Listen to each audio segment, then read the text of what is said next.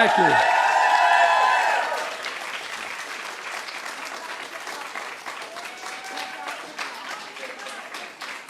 Thank God she said yes the 5th time I asked her to marry me. Please, have a seat. You know, as they used to say in the Senate, a point of personal privilege. When no man deserves one great love, let alone two, when I was introduced to Jill, my youngest brother, said, "You'll love her. She hates politics." Well, look, hello, everyone. My name's Joe Biden. I'm Jill Biden's husband. Let's be honest, we wouldn't be here today without Jill. Across our administration and across Congress, across the country, the work we're doing on women's health research is some of the most important work this administration has ever done. And I've always believed that our nation is at its best when we plumb the endless possibilities that exist for all our women and girls. And that includes their health. Women are half our population, to state the obvious. But like Jill said, for too long they've been underrepresented when it comes to health research. And that's real. You know, that's why over a year ago, we launched the first ever White House initiative on women's health research. And the goal was to fundamentally change and improve how we approach and invest in women's health research. We weren't doing enough of it. And to pioneer the next generation of scientific research and discoveries that are going to improve care for women receive all across the country. Because the fact is, the health of our moms and grandmothers, sisters and daughters, friends and colleagues affects not just women's well-being, but the prosperity of the entire nation. And that's a fact. We haven't gotten that through to the other team yet. No, I mean it, across the board. Anyway, I won't get into it. But that's why in my State of the Union address this year, I called on Congress to invest $12 billion in women's health research to benefit millions of lives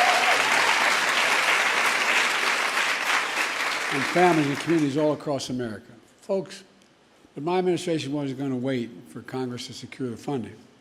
We looked for other ways to prioritize women's health with existing dollars that are already in the government and to get important work started.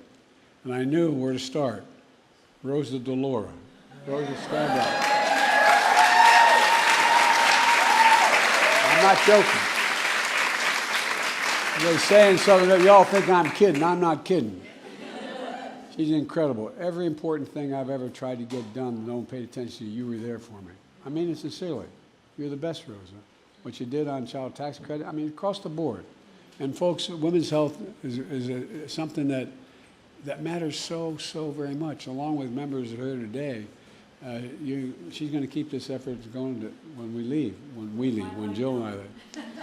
Well, we're going to fight like hell. We're no longer going to be president and first lady, but we're not going away. And so,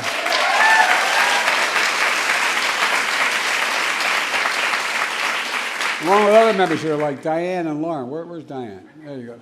Stand up, kiddo. Let me see you. And Lauren,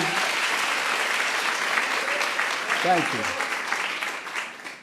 So I'm so proud that to date we've secured $1 billion so far in women's health research from different government agencies. You know, our new agency, ARPA-H, which is patterned after it's called Advanced Research Projects and Agencies for Health, is based on DARPA, which is the Defense Department program, or Advanced Research and Projects Agency. That drove breakthroughs. The Defense Department broke breakthroughs in everything from the internet to GPS. It had a big budget for doing everything else, but it also had this specific individual budget. And ARPA-H does for biomedicine what DARPA does for technology, driving breakthroughs to prevent, detect, and treat diseases including cancer, Alzheimer's, diabetes, and so much more. We're using their funding to drive breakthroughs in women's health and ovarian cancer and menopause and migraines and high blood pressure for pregnant women. The National Institute of Health is using their funding to break down the silos. A lot of silos in government, a lot of silos across America, to make more progress and do it more quickly. For example, we know that heart disease is the leading cause of death for women, but we don't know enough about how menopause may affect heart disease.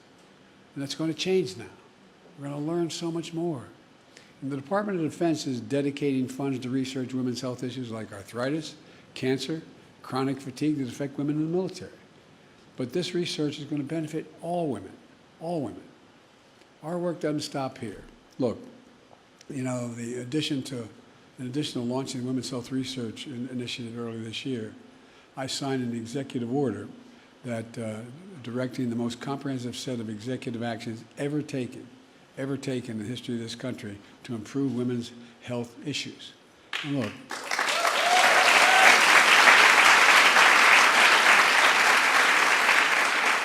it ensures that women's health is integrated and prioritized all across the entire federal government, all research projects and budget plans, across the entire government.